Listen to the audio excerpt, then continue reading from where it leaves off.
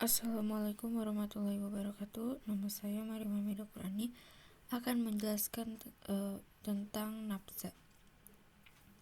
Nafza merupakan singkatan dari narkotika, psikotropika, dan zat adiktif.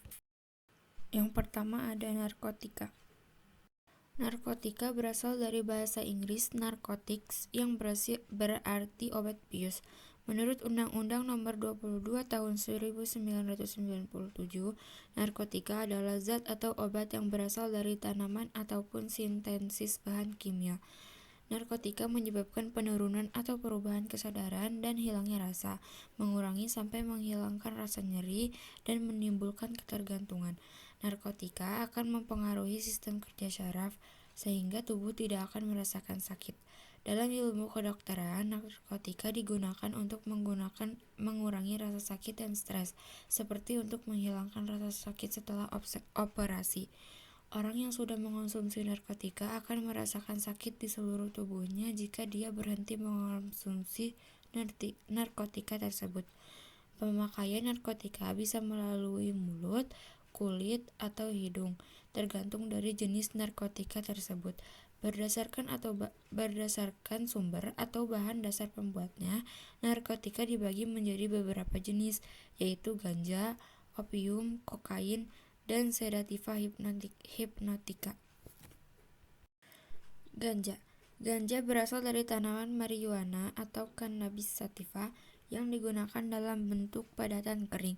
Ganja menimbulkan kerusakan fisik dan psikis seperti mata merah, bicara ngelantur, gembira tanpa sebab, sulit mengendalikan diri, dan lemah jasmani.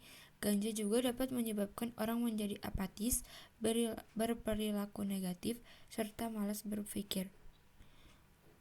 Opium berasal dari getah kering tanaman Papaver somniferum yang sering digunakan untuk obat penahan rasa sakit atau analgesik. Opium banyak tumbuh di Myanmar, Kamboja,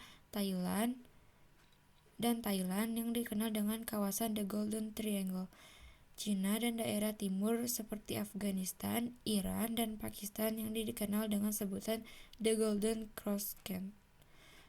Opium memiliki beberapa jenis. Yang pertama ada morfin. Morfin diisolasi dari getah buah Papaver somniferum oleh Friedrich C. Turner pada masa peperangan, yaitu tahun 1905. Pada awalnya, morfin bertujuan untuk menghilangkan rasa sakit. Namun, para tentara mengalami kecanduan morfin. Morfin dapat menyebabkan kematian jika dipakai dalam dosis tinggi. Lalu yang kedua ada heroin. Heroin merupakan turunan morfin yang dibuat pertama kali oleh Bayer Company, perusahaan di Jerman pada tahun 1974. Lalu yang ketiga ada kodein. Kodein juga merupakan turunan dari morfin yang digunakan sebagai obat untuk menghilangkan rasa nyeri. Selanjutnya, jenis dari narkotika ada kokain. Kokain adalah serbuk kristal putih yang dibuat dari ekstraksi daun koka atau biasa disebut dengan erythrocylon coca yang pada awalnya digunakan sebagai obat bius. Penyalahgunaan kokain dapat menimbulkan efek fisik dan psikis. Efek fisiknya yaitu berupa penghambatan rangsangan saraf, meningkatkan kinerja motorik, dan menimbulkan kejang-kejang serta tekanan darah tinggi. Sedangkan efek psikisnya yaitu rasa gembira yang berlebihan atau biasa disebut dengan euforia, gangguan mental, berkurangnya rasa lelah, halusinasi penglihatan dan pendengaran, dan rasa curiga berlebihan. Lalu ada sedativa hipnotika. Sedativa hipnotika dibagi menjadi beberapa bagian. Yang pertama ada asam barbiturat. Asam barbiturat memberikan efek menenangkan seperti tidur, dan jika pemakaian dalam dosis tinggi dapat menyebabkan terhambatnya pernapasan, komplikasi jantung, koma, dan bahkan kematian. Lalu yang kedua ada benzodiazepin. Umumnya obat ini digunakan untuk mengurangi stres, sulit tidur, cemas, dan anti kejang. Namun jika menggunakannya dalam jangka panjang dapat menimbulkan kegelisahan, susah tidur, gemetar, muntah, denyut nadi cepat, hipertensi, dan kejang-kejang. Zat psikotropika. Zat psikotropika adalah obat yang bukan termasuk narkotika. Namun, jika dikonsumsi dapat menyebabkan perubahan khas pada perilaku orang yang mengonsumsinya. Zat ini bersifat psikoaktif yang dapat memengaruhi susunan saraf pusat dan menyebabkan gangguan mental serta perilaku. Zat psikotropika yang sering beredar di pasaran antara lain adalah amfetamin, ekstasi, dan sabu-sabu. Amfetamin Amfetamin merupakan obat penenang yang digunakan untuk mengobati cemas akut. Obat ini tergolong dalam bentuk perangsang yang cukup kuat pada jaringan saraf, sehingga terkadang konsumen obat ini bertingkah di luar kontrol dirinya. Amfetamin menyebabkan ketagihan dan jika dibiarkan akan menjadi ketergantungan. Lalu ada ekstasi. Ekstasi merupakan turunan dari amfetamin, yaitu senyawa metilene-dioksiamfetamin atau biasa disingkat dengan MDMA yang memiliki efek reaksi lebih keras dan kuat dibandingkan amfetamin. Ekstasi awalnya berfungsi sebagai obat sakit saraf dan gangguan jiwa. Nama lain ini adalah Inex, kancing, seni, dan cece. Ekstasi dikenal dengan pil setan karena dapat merusak saraf otak dan menimbulkan ketagihan serta ketergantungan. Jika overdosis, pemakai akan mengalami kenaikan suhu tubuh yang tinggi, kejang, pendarahan otak sehingga kematian akibat kerusakan pada ujung-ujung sarafnya. Sabu-sabu Sabu-sabu juga merupakan turunan dari amfetamin yang biasa disebut dengan metamfetamin. Dengan bentuk kristal tidak berwarna, tidak berbau, dan mudah larut dalam air. Beberapa nama lain dari sabu-sabu yaitu ice, ubas, mecin, dan SS. Sabu-sabu menyebabkan ketagihan dan ketergantungan. Beberapa efek psikis yang ditimbulkan oleh sabu-sabu adalah perasaan gembira yang berlebihan, timbul halusinasi, konsentrasi meningkat, dan nafsu makan menurun. Zat adiktif dapat menimbulkan efek ketagihan atau kecanduan yang dapat menimbulkan gangguan psikis dan fisik. Beberapa zat adiktif yang sering dijumpai adalah nikotin, alkohol, kafein, dan zat inhalensia. Yang pertama ada nikotin. Nikotin dapat meningkatkan denyut jantung, hipertensi, katarak, jantung koroner, gangguan kehamilan, kerusakan janin, kemandulan, dan kanker paru-paru. Nikotin memiliki sifat-sifat seperti aromatis, polar, berminyak, tidak berwarna, mudah menguap, menyebabkan perih di lambung, dan menaikkan tekanan darah. Nikotin terdapat di dalam tembakau atau biasa dijumpai di dalam rokok. Nikotin mengandung banyak zat kimia beracun yang bisa meracuni pemakainya dan orang yang menghisapnya secara tidak sengaja. Lalu ada alkohol. Alkohol dapat diperoleh dari makanan atau minuman yang diproses melalui fermentasi atau peragian. Alkohol dapat mempengaruhi sistem syaraf atau otak. Contohnya seperti anggur, bir, tuak, whisky, arak, dan brandy. Orang yang mengonsumsi alkohol biasanya sulit mengendalikan diri, menurunnya kesadaran atau konsentrasi, muka kemerahan, dan napasnya berbau alkohol. Lalu ada kafein. Kafein bisa kita jumpai di dalam kopi. Setiap jenis kopi memiliki kadar kafein yang berbeda-beda. Kafein juga terdapat di dalam daun teh serta coklat. Mengonsumsi kafein dapat menimbulkan efek kesiagaan dan bersemangat, dan juga kecemasan. Kafein dapat menyebabkan rasa ketagihan dan gangguan sistem kerja jantung. Zat inhalensia merupakan zat yang mudah menguap dalam bentuk cair maupun padat. Contohnya seperti vernis, thinner, cat tembok, dan semir sepatu cair. Zat ini menyebabkan kecanduan dan akan menimbulkan perasaan gembira berlebihan atau biasa disebut euforia, serta menimbulkan efek halusinasi. Kandungan zat rokok dan dampaknya. Beberapa senyawa yang terkandung di dalam rokok ada karbon monoksida, nikotin, hidrogen cyanida, benzena, formaldehida, arsenik, kadmium, dan tar. Untuk susunan lebih jelasnya bisa dilihat di dalam gambar. Berikut adalah dampak-dampak merokok, yaitu pertama, dapat menyebabkan kanker paru-paru, lalu menimbulkan penyakit paru obstruktif kronik, menimbulkan penyakit jantung, kulit menjadi keriput, hipertensi dan diabetes, gangguan kehamilan dan janin, munculnya penyakit kanker serviks bagi perempuan, kanker tenggorokan, kanker kandung kemih, kanker darah, dan kanker ginjal. Dan terakhir, memicu ketidakseimbangan fungsi otak. Mungkin masih banyak dampak-dampak merokok lainnya selain yang ini.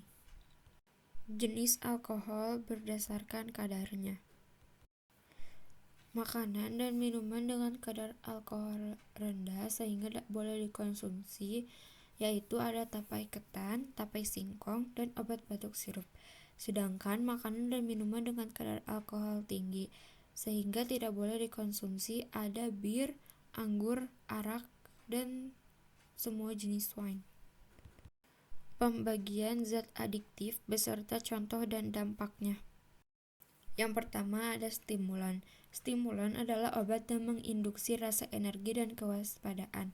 Contohnya berada pada kafein yang terdapat di dalam kopi. Dampaknya yaitu menyebabkan rasa ketagihan dan gangguan sistem kerja jantung. Yang kedua ada depresan, yaitu obat yang menyebabkan perasaan rileks dan tenang. Contohnya morfin, heroin, dan kodein. Depresan menyebabkan kejang-kejang serta tekanan darah tinggi atau bahkan kematian jika dipakai dalam dosis tinggi. Lalu ada halusinogen yaitu obat yang menyebabkan penyimpangan persepsi sebagai halusinasi. Contohnya ekstasi yang bisa menimbulkan pendarahan otak, kejang, dan kenaikan suhu tubuh. Lalu yang terakhir ada zat sedatif, yaitu obat yang digunakan untuk membantu dalam menenangkan pikiran dan melemaskan otot-otot. Contohnya benzodiazepin yang menimbulkan rasa kantuk, kelemahan otot, gangguan mental, ketergantungan, depresi, pernapasan, dan amnesia. Upaya pencegahan terhadap penyalahgunaan nafza. Upaya mencegah penyalahgunaan nafza bisa dilakukan dengan cara menjaga komunikasi yang harmonis dengan anggota keluarga, menanamkan sikap disiplin, menjalin hubungan yang harmonis antar warga masyarakat, harus bisa mengontrol diri dan mengingatkan diri sendiri akan bahaya nafza, mencari teman yang berkepribadian baik, hindari masuk ke dalam daerah rawan narkoba dan alkohol, contohnya seperti klub malam, bertekad bebas dari rokok, memperbanyak olahraga, mencari hobi yang menyenangkan dan bermanfaat, ingat akan tujuan hidup, dan jangan terlalu banyak menghayal atau berangan-angan ketika sedang bosan. Persentase pelajar Indonesia yang merokok, pengaruh terhadap lingkungan sosial, dan tanggapan saya terhadap hal itu. Data hasil persentase pelajar Indonesia yang merokok. 32,1% siswa Indonesia di rentang usia 10-18 tahun pernah mencoba mengonsumsi rokok. 43,4% di antaranya mulai merokok pada usia 12-13 tahun atau usia SMP. 64,5% anak perokok mengaku tidak pernah dihalangi membeli rokok. 43% anak menjadi korban perokok pasif. Perokok pasif adalah orang yang ikut menghirup asap rokok tersebut. Pengaruh bagi lingkungan sosialnya adalah bisa meracuni orang yang menghirup asap rokok tersebut, menambah polusi udara, kesehatan menjadi terganggu, dan menjadi lebih emosional. Tanggapan saya terhadap pelajar yang merokok, menurut saya itu adalah perbuatan yang jelek, bahkan mungkin sangat jelek. Hidupnya seperti sangat suram, gelap, sesat, dan rutinitas hariannya tidak teratur. Kesehariannya selama di lingkungan sekolah hanya sebatas jajan di kantin, berpacaran, tidur, dan bermain. Persentase pelajar Indonesia yang memakai narkoba, pengaruh dalam kehidupan sosial, dan tanggapan saya terhadap hal itu. Data hasil persentase pelajar Indonesia yang memakai narkoba. 2,3 juta pelajar atau mahasiswa di Indonesia pernah mengonsumsi narkoba. Penggunaan narkoba di kalangan pelajar ini juga jadi persoalan di skala global. World Drugs Reports 2018 dari The United Nations Office of Drugs and Crime atau disebut UNODC menemukan 5,6% penduduk dunia atau 275 juta orang dalam rentang usia 15 sampai 64 tahun pernah mengonsumsi narkoba minimal sekali. Pengaruh bagi lingkungan sosialnya adalah tidak bisa berpikir jernih sehingga pendidikannya terganggu, menjadi lebih emosional sehingga sulit mengendalikan dirinya sendiri, hidupnya berantakan menjadi tidak punya tujuan hidup, hanya memikirkan kesenangan diri, dan terlihat medis sehingga dicap buruk oleh lingkungan sekitar. Tanggapan saya terhadap pelajar yang mengonsumsi narkoba. Menurut saya, perbuatan itu sangat jelek. Hidupnya terlihat sangat miris dan buruk. Secara tidak langsung, ia sudah mencemari nama baik sendiri, nama baik keluarga, dan nama baik sekolah. Ada banyak cara untuk melampiaskan beban hidupmu dan segala amarahmu. Tapi jangan pernah sekali-sekali mencoba cara yang satu ini. Percayalah, hidupmu hanya dipandang sebagai parasit jika kamu mencoba narkoba. Persentase pelajar Indonesia yang mengonsumsi minuman keras, pengaruh dalam kehidupan sosial, dan tanggapan saya terhadap hal itu. Data hasil persentase pelajar Indonesia yang mengonsumsi minuman keras. Sekitar 65,3% remaja berusia 12-21 tahun di wilayah Jakarta, Bogor, Depok, Tangerang, dan Bekasi mengonsumsi minuman keras. 71,5%-nya sering membeli di warung jamu, 14,3%-nya membeli di warung kelontong, dan 7,1% lainnya lewat perantara. Pengaruh bagi lingkungan sosial bisa mengganggu akal sehat, membuat keonaran di lingkungan sekitar, sulit mengendalikan dirinya, dan dicap buruk oleh masyarakat sekitar. Tanggapan saya terhadap pelajar yang mengonsumsi minuman keras yaitu ini merupakan hal buruk yang tidak boleh dilakukan oleh siapapun, terutama pelajar, karena memiliki efek samping yang buruk, menambah dosa, dan hanya menghambur-hamburkan uang. Tanggapan tentang pelegalan miras di Indonesia. Menurut saya, pelegalan miras ini patut untuk diperangi, karena negara ini memiliki penduduk yang mayoritas agamanya Muslim. Di dalam Muslim sudah jelas bahwa minuman keras itu dilarang. Bukan hanya karena faktor agama, tapi juga faktor terhadap lingkungannya nanti. Jika pelegalan miras diperbolehkan, apa yang akan terjadi pada Indonesia 10 tahun ke depan? Sekarang saja Indonesia sudah dibilang cukup kacau walaupun tanpa miras. Mungkin para pelajar 10 tahun ke depan tidak akan ada yang bisa menjadi orang sukses, karena masa mudanya dihabiskan oleh menikmati miras. Jika seperti itu, Indonesia kapan akan maju? Siapa yang akan mengajarkan anak-anak kita nanti jika guru-guru hebat sudah banyak berpulang? Ayat yang mengharamkan miras. Allah Subhanahu wa Ta'ala berfirman, يا أيها الذين آمنوا إنما الخمر والميسر والأنصاب والأزلام رجس من عمل الشيطان فاجتنبوه لعلكم تفلحون. Artinya, wahai orang-orang yang beriman, sesungguhnya minuman keras, berjudi, berkurban untuk berhala, dan mengundi nasib dengan anak panah adalah perbuatan keji yang termasuk perbuatan setan. Maka jauhilah perbuatan-perbuatan itu agar kamu beruntung. Quran Surat Al-Ma'idah ayat 90. Hikmah dari mempelajari nafza.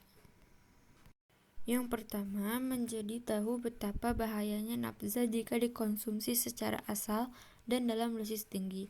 Lalu menjadi tahu kandungan apa saja yang terdapat di dalam kopi. Lalu memotivasi diri sendiri agar menghindari rokok, narkoba, dan miras. Menjadi tahu cara pembuatan alkohol, bisa membedakan mana makanan yang baik dan buruk untuk tubuh, dan lebih berhati-hati saat memilih dan mengonsumsi makanan. Untuk temen-temen nih, terutama usia remaja tuh banyak banget yang udah mulai ngerasain masa-masa sulit. Entah itu banyaknya tugas, masalah pribadi, masalah sama keluarga, masalah sama teman, atau hal-hal yang bikin stres, depresi, sama frustasi lainnya. Dan biasanya nih, kalau seseorang udah ada di titik lelah, hal yang paling menyenangkan untuk dilakukan tuh cuman menyerah. Iya gak sih? Kayak udah deh mundur aja, tujuannya udah gak jelas, jadi gak punya semangat buat hidup, gak punya nafsu makan, gak punya motivasi buat ngelakuin apapun, sampai akhirnya ada yang ngelakuin percobaan bunuh diri. Nah, terkadang tuh kalau udah ada di posisi itu pasti pikiran cuma gimana sih caranya bahagia. Kayaknya bahagia tuh susah banget. Tiap hari mau bahagia pasti ada aja yang bikin down lagi. Dan dari situ mulailah nyobain pil tidur. Awalnya buat tenangin aja, terus cuman satu. Tapi makin hari hidupnya tuh kayak makin berantakan. Akhirnya nambahin lagi dosis pemakaian pil tidurnya. Kayak awalnya satu, terus jadi 2, 3, 4, 5, 6, akhirnya 10 tablet gitu dalam satu tegukan gitu. Terus lama-lama tuh jadi kayak kecanduan. Dan dari situ kayak pasti ada aja pikiran pengen nyobain varian lain lagi tuh, kayak nyobain lah alkohol atau ngerokok lah, atau nyobain ganja kayaknya enak gitu. Nah teman-teman, kalau kalian ada di posisi down, jangan pernah ngelakuin hal kayak gitu ya. Percaya deh, hal kayak gitu rugi banget. Kalau emang udah gak kuat, coba cerita sama teman atau anggota keluarga kamu yang bisa kamu percaya. Ceritain semuanya, terus minta solusi biar bisa bangkit. Ada banyak cara buat ngilangin stres kok teman-teman.